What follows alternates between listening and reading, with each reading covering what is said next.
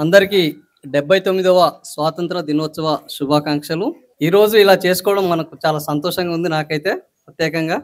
Social post, digital media, రాష్ట్ర రాజనీతి services ఈ రెండు మన ప్రధాన విభాగాలు.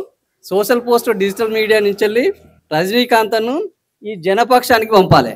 స్వాతంత్ర ఉద్యమం ఎందుకోసం చేశారు, స్వాతంత్ర ఉద్యమం లక్ష్యాలు నెరవేరడం లేదు, ఆ స్వాతంత్ర ఉద్యమ లక్ష్యాలు నెరవేరాలి అనేదే జనపక్షం యొక్క ఉద్యమ లక్ష్యం.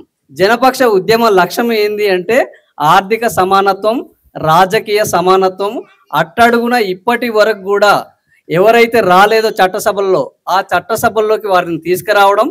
ఒకే కుటుంబం నుంచి తండ్రి, తాత, కొడుకు, చెల్లెలు వీళ్ళందరూ రాకుండా ఒక కుటుంబం నుంచి ఒకరే రావాలి. అదేవిధంగా ఒక వ్యక్తి వచ్చిన తర్వాత 80 ఏళ్ళ వరకు నేనే రాజకీయ నాయకునిగా ఉంటాను, అంతిమ క్రియలు కూడా నాకు అధికారంలో ఉండగానే కొనసాగాలనే పద్ధతి కాకుండా ఒక టర్మ్ ఒకరు ఉండాలి, మ్యాక్సిమం 2 టర్మ్స్ ఉండాలి. ఆ తర్వాత మిగతా వాళ్ళకు అవకాశాలు ఇవ్వాలి. ఈ ప్రజాస్వామ్యంలో ప్రతి ఒక్కరికి ఒక ప్రాతినిధ్యం లభించాలి అనేది జనపక్షం యొక్క ఉద్దేశము. మనమంతా సహకరించాలి. ఆ జనపక్షాన్ని సాధించడం కోసమే ఎన్ఆర్ఐగా ఉన్న రజనీకాంత్ ఇక్కడికి రావడం జరిగింది.